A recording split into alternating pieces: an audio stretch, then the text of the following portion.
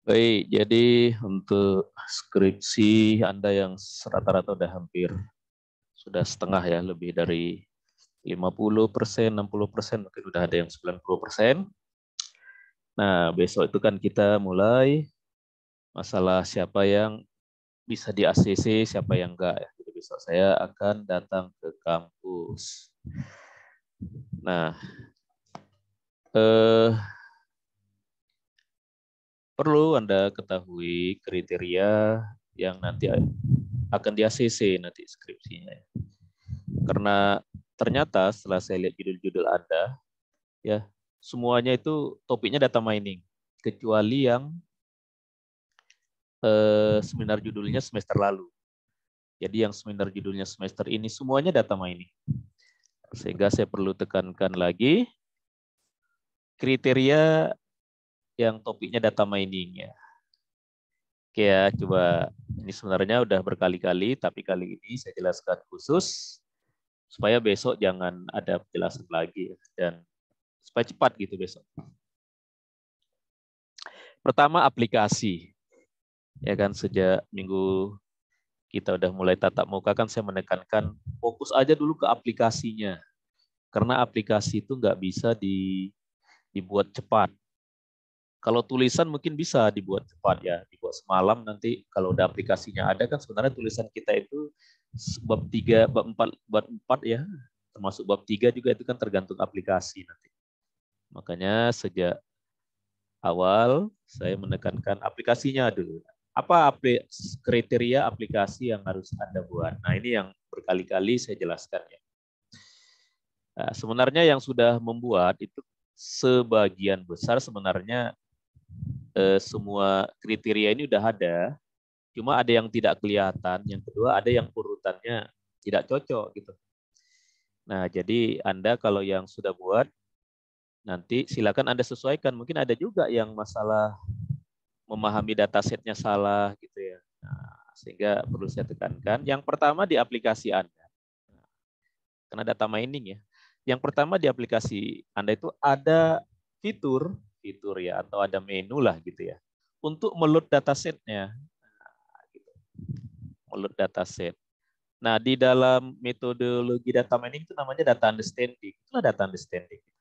Jadi sebenarnya metode CRISP-DM itu karena kan rata-rata penguji kan minta Anda menuliskannya gitu ya atau merancang aplikasinya mengikuti CRISP-DM, bukan berarti CRISP-DM ini metode baru ya. Enggak. CRISP-DM itu Anda memahami alurnya gitu. Jadi supaya alurnya sesuai, Anda paham bagaimana cara kerja seorang data scientist ya, seorang data mining. Pertama nanti di menunya itu ya, kalau ada menu-menu yang lain di antara berapa menu itu yang atas itu pertama ini ya, meload datasetnya. Gitu. Biasanya ini datasetnya kalau kita yang dapatkan dari database itu CSV. Ya, boleh nanti jenis file lain ya.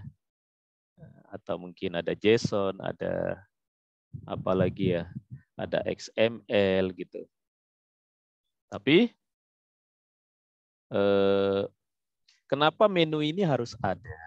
Karena data mining sumbernya itu kan dari database. Jadi supaya Anda paham bahwa data mining itu datanya bukan dibuat-buat, bukan Anda ketikkan di aplikasi Anda. Database-nya itu diambil dari sistem lain. Nah, sistem lain itu kan nggak nyambung, nggak connect ke aplikasi Anda secara langsung datanya. Maka pada umumnya datanya itu connect lewat file CSV. Nah, makanya Anda biasakan ada fitur di dalam aplikasi Anda untuk meload dataset gitu ya. Ini kan sebenarnya di PHP udah umum ya program. Nah, di program Anda itu nanti pasti diperiksa meload dataset itu maksudnya dari file CSV masuk nanti ya ke MySQL Anda, gitu maksudnya. Semula kan datanya di file CSV ya atau dari Excel ya. Nanti dia masuk ke database Anda itu, makanya tabelnya Anda siapkan untuk menampung. Ya. Yang di-load hanya atribut-atribut yang digunakan oleh algoritma data mining Anda. Kalau semula di dalam dataset Anda itu ada banyak atribut, banyak kolom, yang di-load itu nanti Anda pisah, Anda buat file khusus gitu. Ya, kalau misalkan yang time series kan cuma 2 kolom. Ya kan? Kalau yang klasifikasi nanti tergantung ada berapa kolomnya gitu. Nah, yang itu harus Anda load. Nanti kalau ada nama, misalkan nama barang, nama ini nanti masukkan, itu boleh diketik pakai database tapi tidak masuk di CSV. Nanti itu Anda pisahkan jadi file master ya, supaya misalkan nanti file CSV-nya NIM gitu, NIM sama nilai gitu, kan nggak ada namanya. Namanya nanti itu di dalam database yang lain. Jadi file CSV ini isinya hanya atribut yang digunakan oleh algoritma data mining Anda. Jadi yang pertama itu ada ada meload dataset. Yang kedua, setelah datasetnya ada fitur ya di aplikasi Anda meload datasetnya. Ada fitur menampilkannya. Nah, jadi pas diklik, pertama kan di load ya. Setelah di load, dia tampil gitu. Nah, sebagian ada yang buat begini, setelah di-load langsung tampil ya, boleh. Atau ada yang waktu di-load ini nanti tulisannya hanya berhasil, nanti di bawahnya ada menu. Ada menu tampilan dataset. Nah, gitu. Jadi ini boleh aja nih satu ini. Maksudnya setelah di-load, hasil load itu kelihatan dalam bentuk tabular ya, dalam bentuk table hasilnya. Nah, atau kalau nanti ada grafisnya, kalau time series itu harus ada grafis ya. Kalau time series nanti tampil grafis time seriesnya. Nah, itu harus ada seperti itu. Nah, kenapa? Karena di dalam proses data mining yang seperti itu namanya data preparation. Kalau yang tadi memperoleh data itu kan namanya data understanding. Kalau Anda nanti menampilkan datanya dalam bentuk table atau dalam bentuk grafis, kemudian nanti di bagian ini Anda harus tulis yang mana yang atributnya feature, yang mana label ya. Karena kan dari semua itu Anda kan ada feature, ada label. Label itu maksudnya yang Anda prediksi. Itu label itu. Misalkan stok barang, Anda mau memprediksi stok barang. Pasti di dataset Anda ada data stok barang. Ada stok barang itu label atau output ya. Anda mau memprediksi jumlah pendapatan, berarti jumlah pendapatan itu label. Atribut yang lain yang digunakan itu feature namanya. Namanya feature. Jadi Anda ya supaya Anda ingat, waktu ini diklik Anda tulis saja gitu. Yang fitur pada dataset ini adalah atribut ini gitu. Sedangkan yang label adalah ini gitu. Tulis saja gitu. Karena kan itu kan nggak berubah ya. Maksudnya itu nggak perlu Anda simpan di database, Anda tulis saja dalam bentuk tulis langsung di program Anda gitu. Nah, yang kedua, karena dataset itu kan dibagi dua ya. Nah, pada bagian ini juga Anda tampilkan datasetnya. Mana yang dataset training, mana yang dataset testing. Nah, Anda silakan bagi ya. Cara baginya itu ada dua aliran. Ada yang data training 70 ya, maka data testingnya 30% ya. Ada yang kalau datanya sedikit, yang ini 80, yang ini 20 gitu. Nah, silakan aja Anda mau pilih yang mana, ini persen. Makanya Anda waktu awal-awal Anda diminta datasetnya harus banyak, jangan dikit. Ya, kalau datasetnya 100 gitu. Nah, kalau datasetnya 100 kan berarti yang data training 70, yang datasetnya 30. Nah, jadi pas ditampilkan ini kelihatan mau Anda dalam bentuk table yang terpisah gitu, dalam bentuk ini, oh ini dataset training, dataset testing gitu. Atau mau Anda buat warnanya beda gitu, tapi kelihatan bahwa dataset training dan dataset testing itu sudah tahu Anda dipisah gitu. Kan kalau ditanya kenapa harus dipisah? Karena ini waktu Anda menjalankan program data mining itu kan pakai dataset training. Waktu Anda mengevaluasi, menghitung nilai error, menghitung akurasi, itu Anda menggunakan dataset testing gitu. Kecuali nanti kalau ini ya, kalau support confident ini menggunakan semua data ya. Menggunakan semua dataset ya. Untuk yang unsupervised ya, termasuk Kemin ya. Kemin dia ya, Kemin nanti tergantung, ada yang datasetnya dipisah ya, ada yang enggak. Tapi yang Anda ada nggak yang pakai, ada ya yang kelas string ya? Ada Pak. Ya si ini kalau nggak salah ya, siapa ini yang ngambil SML ya, sama saya itu siapa itu? Dia itu pakai Kemin ya. Ya Kemin sama sih, Oke, oh, testingnya kalau Kemin itu nanti dia ini ya, cara mengevaluasinya gitu ya. Nanti dia berbeda gitu ya, bukan akurasi, bukan nilai error, bukan nilai support. Kalau akurasi ini kalau Anda klasifikasi. Nah, gitu. Kalau error, kalau Anda regresi dengan time series itu. Misalkan ini apa ini kalau nilai errornya misalkan MSE yang score error. Saya lihat Anda semester ini banyak pakai MAPE ya. MAPE ya, banyak yang MAPE ya. MAPE min absolute percentage error. Nah, ya, ini ada banyak, ini ada 8 atau sampai 10 gitu ya. Ya, untuk saat ini tidak jadi inilah Anda mau pilih yang mana gitu, pilih aja. Sebenarnya ada yang bagusnya gitu ya. Misalnya kasus ini bagus ini, kasus ini bagus ini.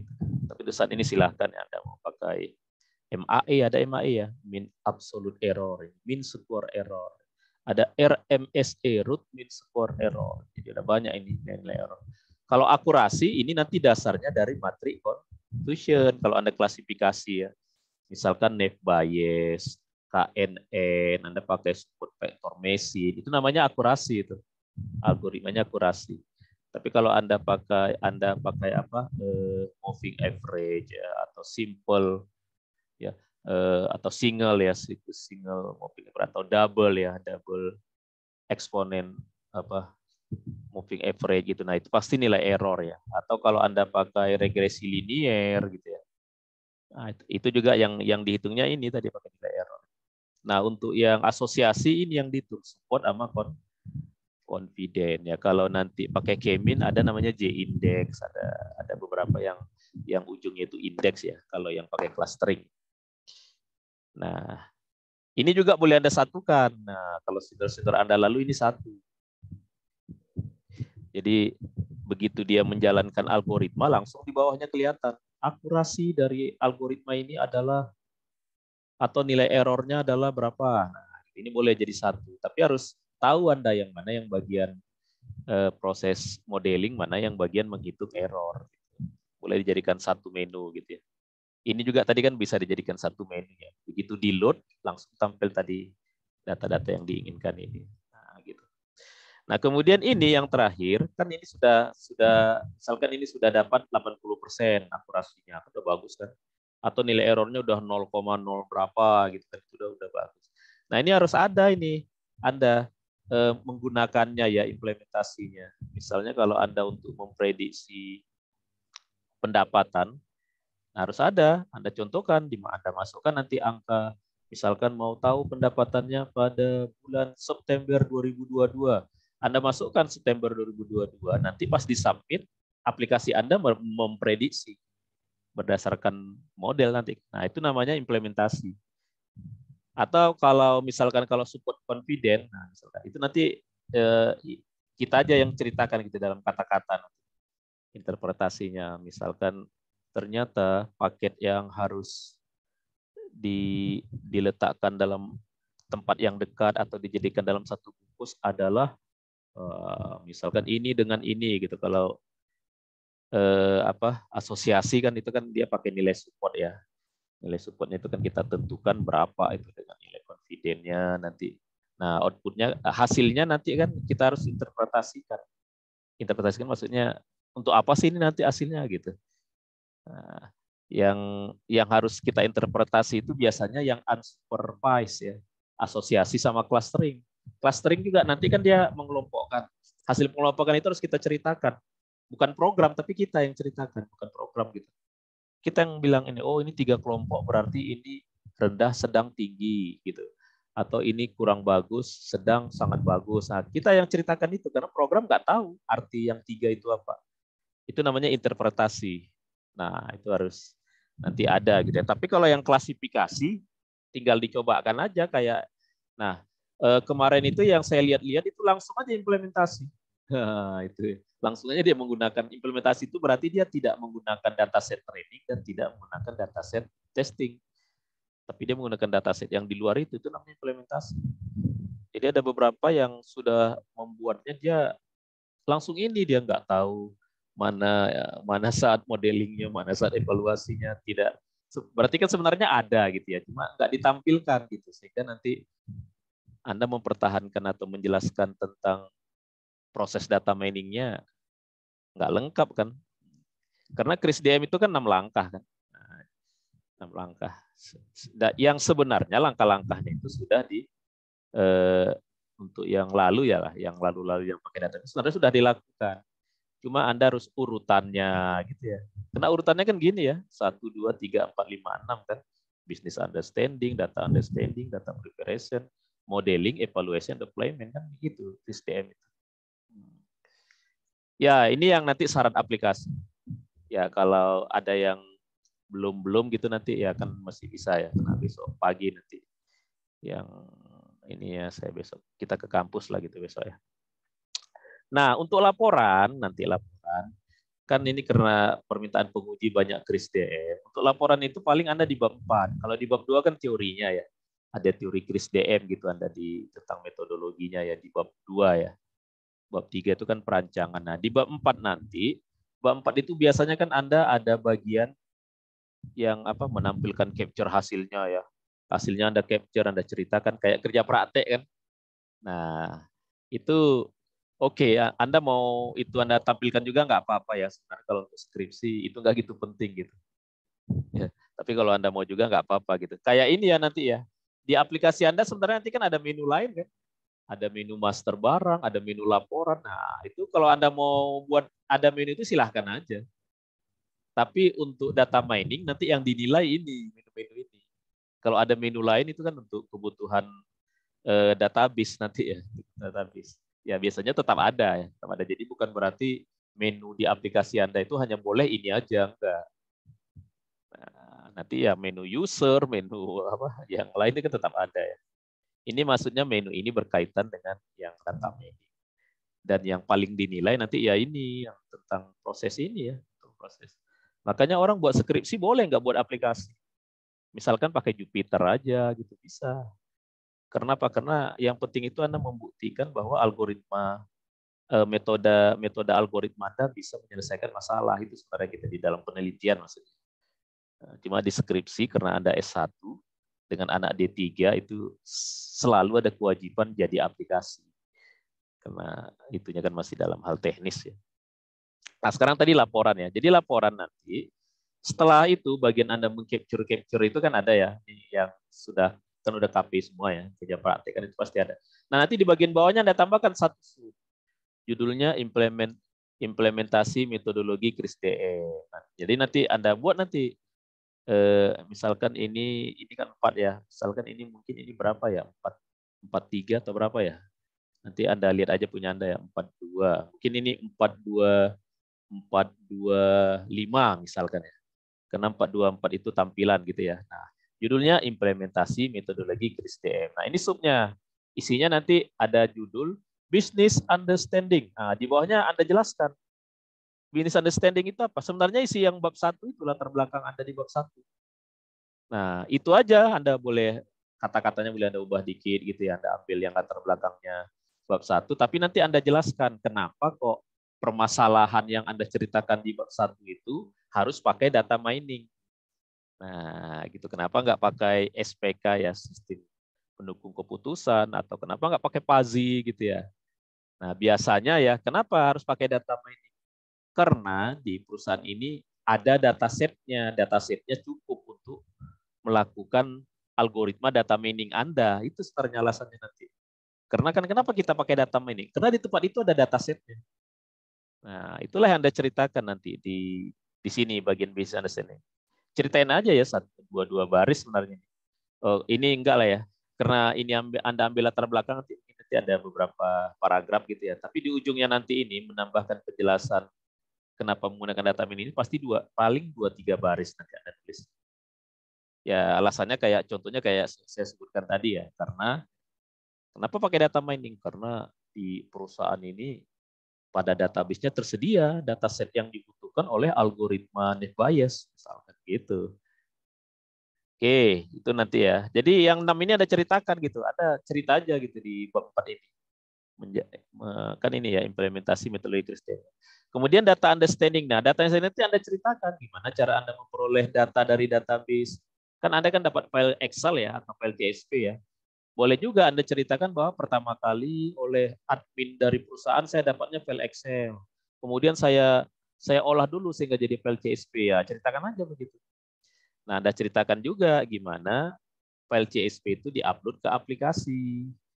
Nah, yang tadi itu ya, bahwa filenya itu di dalam program PHP Anda, ya ini ya, dalam program PHP Anda itu isinya adalah mengambil file CSV, memasukkannya ke MySQL itu. Ini Anda ceritakan nanti di sini.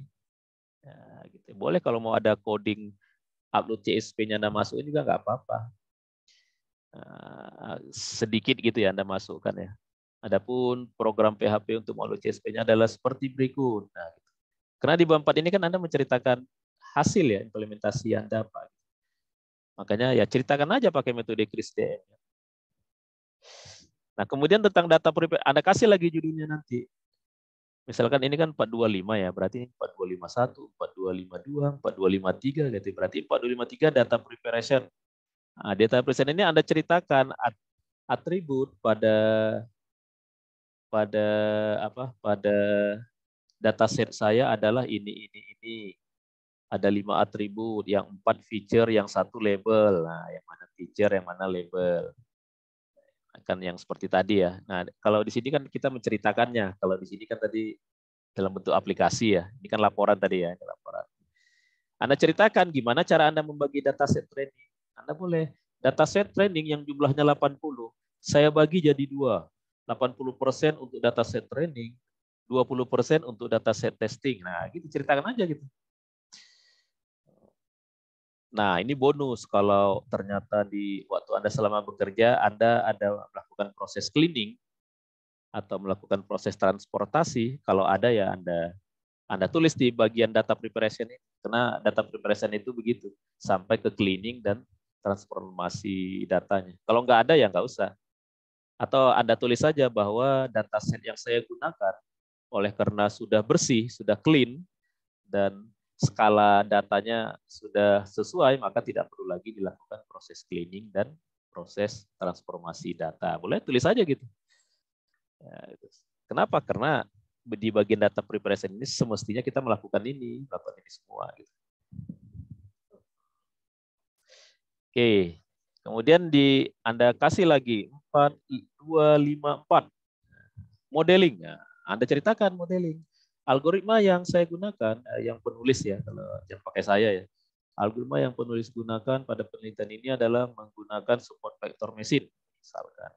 Dengan langsung aja coding ya, karena ini kan sudah implementasi ya. Dengan skrip utama seperti berikut. Nah, gitu. Anda ambil skrip bagian support vector machine-nya dikit.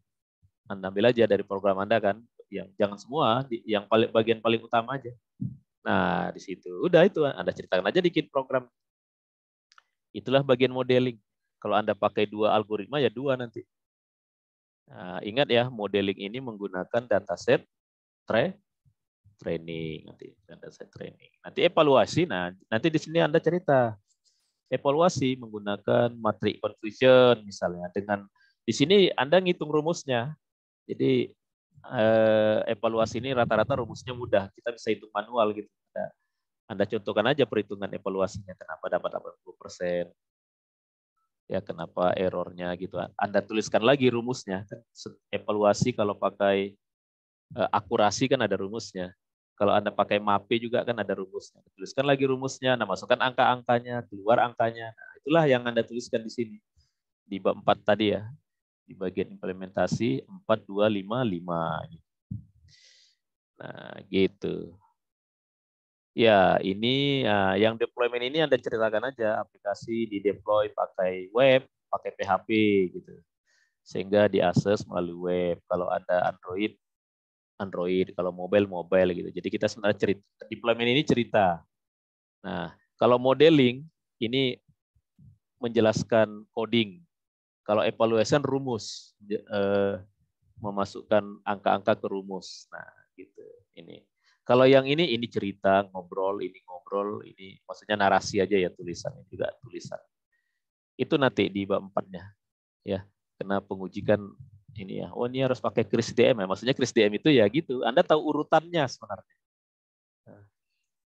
Nah, nanti kalau di ini ya, apakah yang buat skripsi semester lalu nggak pakai kris DM? Sebenarnya langkah-langkahnya ya kris DM juga. Cuma nggak disebutkan kris DM sama urutannya kadang-kadang asalan gitu buat buat program usulannya asalan.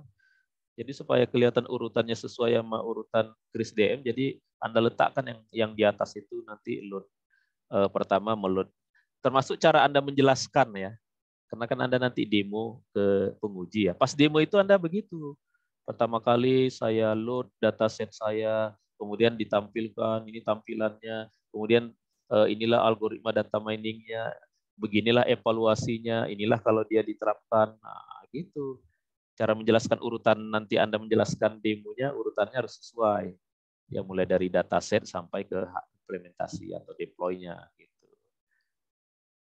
Itu yang mau saya sampaikan pada malam ini ya. Karena apa? Karena supaya besok pagi saya nggak jelaskan lagi dan sebenarnya ini udah sering saya jelaskan ke Anda, cuma kebetulan ini saya teringat aja gitu supaya jangan menjelaskan lagi nanti besok maksudnya besok. Oke, sudah ini supaya bisa direkam saya stop apa ya? Stop merekam.